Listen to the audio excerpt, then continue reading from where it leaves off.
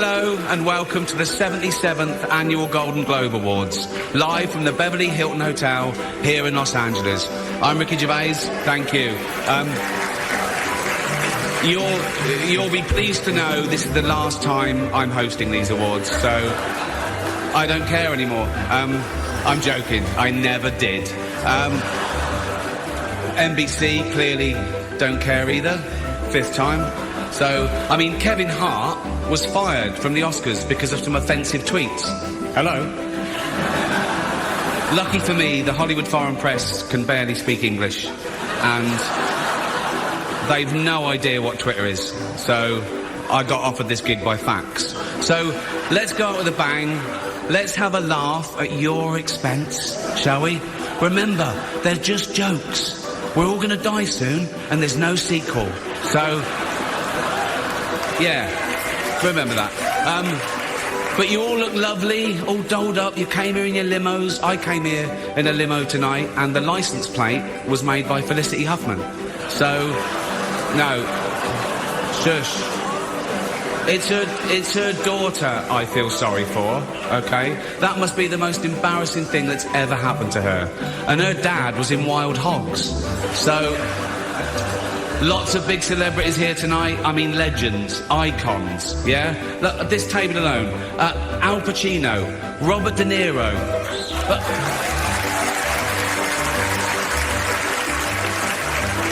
Baby Yoda. Oh, that's Joe Pesci, sorry. I love you, man, don't have me whacked. But tonight isn't just about the people in front of camera. In this room are some of the most important TV and film executives in the world. People from...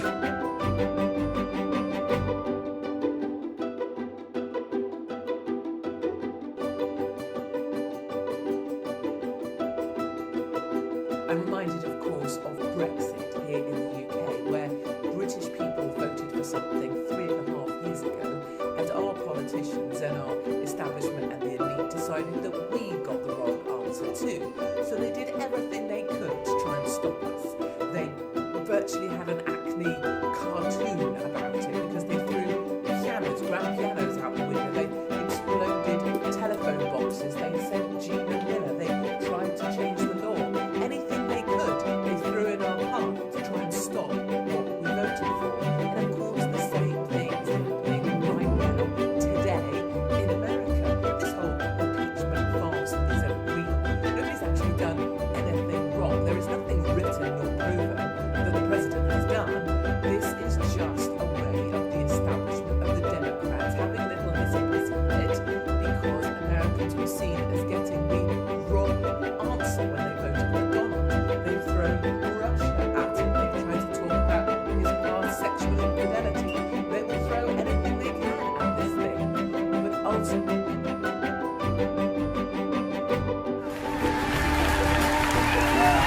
so much.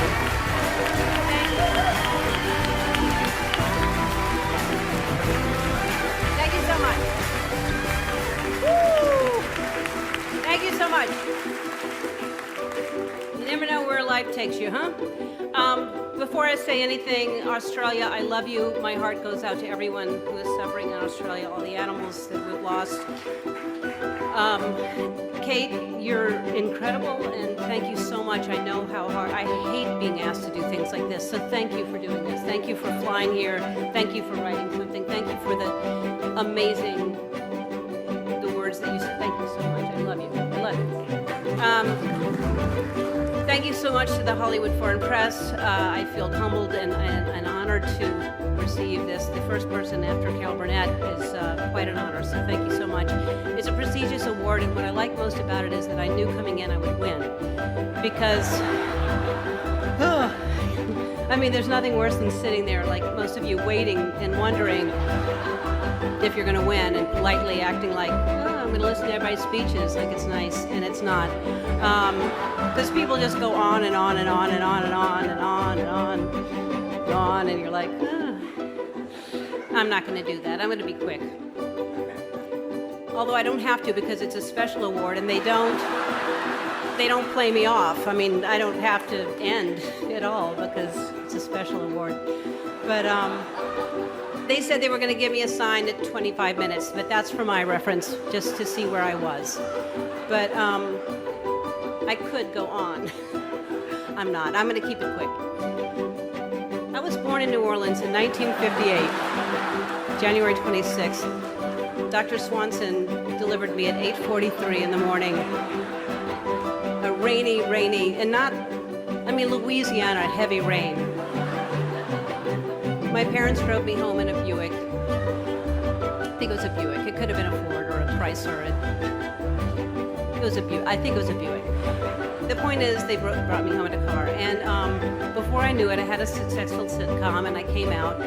And then I lost that sitcom. And then I got another sitcom, and I lost that sitcom too. And then I got to do something that I'd never been able to do before, and that is make my own whiskey. And every background, but they all have one thing in common. They're all terrified of Ronan Farrow. He's coming for you. He's coming for you. Look, talking of all you perverts, it was a big year. It was a big year for paedophile movies. Surviving R. Kelly, Leaving Neverland, Two Popes. Shut up. Shut up. I don't care. I don't care. Many talented people of colour were snubbed in major categories. Unfortunately, there's nothing we can do about that. The Hollywood foreign press are all very, very racist. So, fifth time. So, we were going to do an in memoriam this year, but when I saw the list of people that had died, it wasn't diverse enough. It just, no. It was mostly white people. And I thought, nah, not on my watch. Maybe next year. Let's see what happens. No one cares about movies anymore. No one goes to the cinema. No one really watches network TV. Everyone's watching Netflix.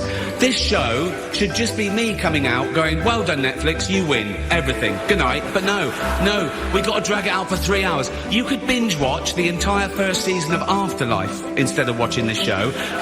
That's a show about a man who wants to kill himself because his wife dies of cancer, and it's still more fun than this, okay? Spoiler alert, season 2 is on the way, so in the end, he obviously didn't kill himself. Just like Jeffrey Epstein. Shut up! I know he's your friend, but I don't care. You had to make your own way here in your own plane, didn't you? Right.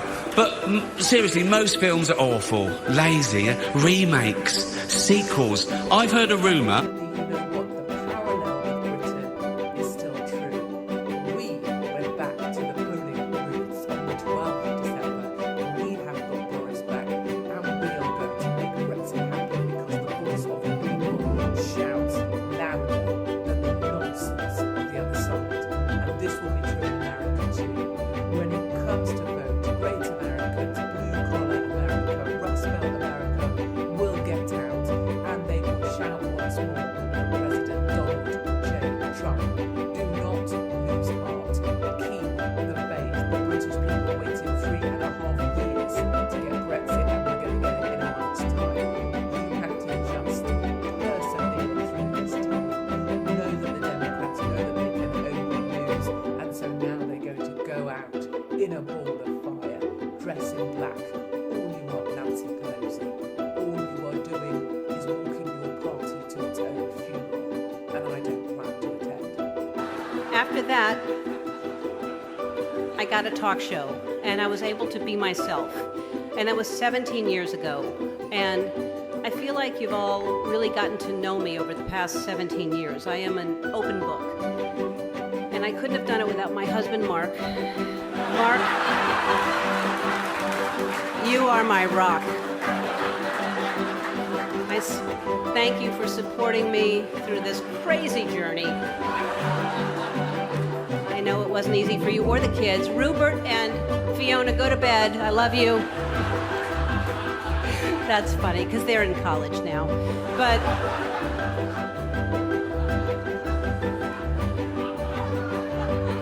the point is, you all know me, and obviously you know me, or else you wouldn't have laughed at all that. I feel like we all think we know someone. There's a connection when we watch someone on TV for as long as we were on TV, and that's what it was like for me with Carol Burnett. I felt like I knew her. I felt like she showed us who she was every week. She was larger than life. She was...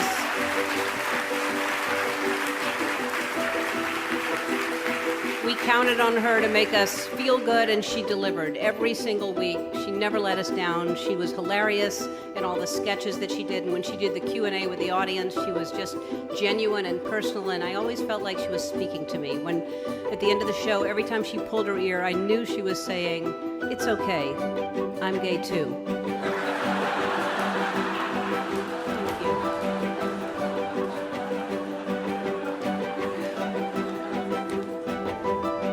Television inspired and influenced everything that I am today. Lucille Ball, Mary Tyler Moore, Marlo Thomas, Dick Van Dyke, Bob Newhart, Mannix. There's a little bit of all of them in me. That doesn't sound right, but you know what I'm saying. All I've ever wanted to do is make people feel good and laugh, and there is no greater feeling than when someone tells me that I've made their day better with my show, or that I've helped them get through a sickness or a hard time in their lives. But the real power of television for me is that, not that people watch my show, but people watch my show and then they're inspired to go out and do the same thing in their own lives. They make people laugh or be kind or help someone that's less fortunate than themselves. And that is the power of television, and I'm so, so grateful to be a part of it. Thank you so much, everybody. But there might be a sequel to Sophie's Choice. I mean, that'd just be Meryl Streep going, well, it's got to be this one then.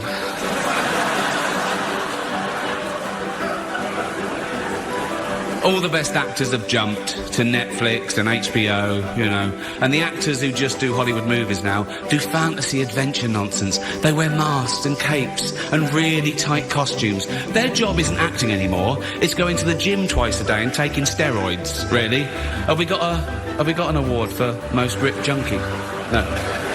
No point. We know he'd win that. Martin Scorsese, the greatest living director, made the news for his controversial comments about the Marvel franchise. He said they're not real cinema and they remind him of theme parks. I agree. Although I don't know what he's doing hanging around theme parks. He's not big enough to go on the rides, is he? It's tiny. Right. The Irishman was amazing. It was amazing. It was. It was great. Long, but amazing. It wasn't the only epic movie. Once Upon a Time in Hollywood, nearly 3 hours long. Leonardo DiCaprio attended the premiere, and by the end, his date was too old for him.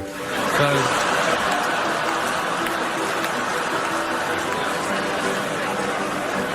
even Prince Andrew's like, come on, Leo, mate, you know... You're nearly 50, son. The world got to see James Corden as a fat pussy. He was also in the movie Cats, but no one saw that. And the reviews, oh, shocking. I saw one that said, this is the worst thing to happen to cats since dogs, right? But Dame Judi Dench defended the film, saying it was the role she was born to play, because she... I can't do this next joke. Because she loves nothing better than plonking herself down on the carpet, lifting her leg and licking her...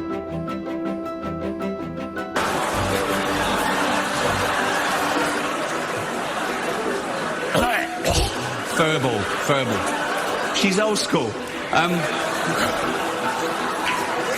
It's the last time, who cares? Oh. Apple roared into the TV game with a morning show. A superb drama, yeah. A superb drama about the importance of dignity and doing the right thing, made by a company that runs sweatshops in China. So, well, you say you're woke, but the companies you work for, I mean, unbelievable. Apple, Amazon, Disney. If ISIS started a streaming service, you'd call your agent, wouldn't you? So, if you do win an award tonight, Don't use it as a platform to make a political speech, right? You're in no position to lecture the public about anything. You know nothing about the real world. Most of you spent less time in school than Greta Thunberg. So, if you win, right, come up, accept your little award, thank your agent and your God, and... So... It's already 3 hours long. Right, let's do the first award. The first award.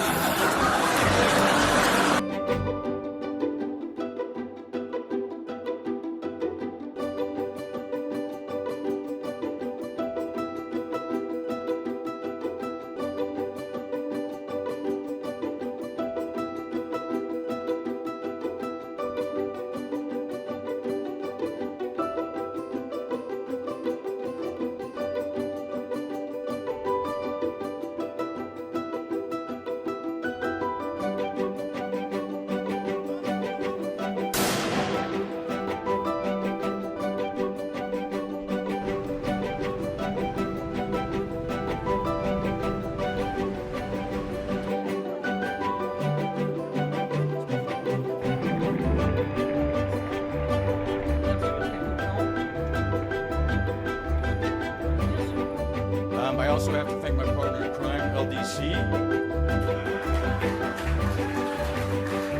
You know, before The Revenant, I used to watch, year after year, his co-stars accept awards and get up and thank him profusely. I know why. He's an all-star, he's a gent, and I wouldn't be here without you, I think. Still, I would have shared the raft.